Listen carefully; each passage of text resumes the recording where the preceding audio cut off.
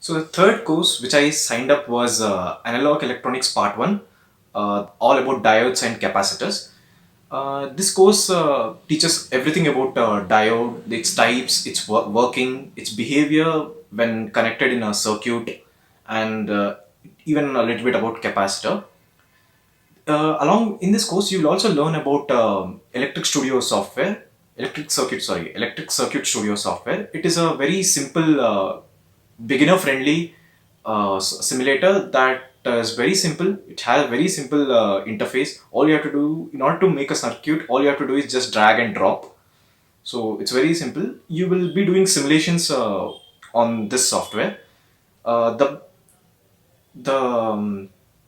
interesting part about this course is that a lot of times when you're solving any circuit problem, you follow a certain procedure, you get the correct answer, and then when you try to reverse think it, you won't have a proper idea like why did I follow this procedure to get this answer, or you may not know like how what you solved, how does it actually look like in the real world.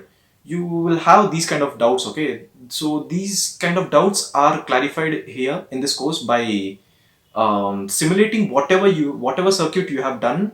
Theoretically you'll simulate it in the simulator and check the difference in the values which you obtain. And this is actually important because you need to know whatever you are doing, right?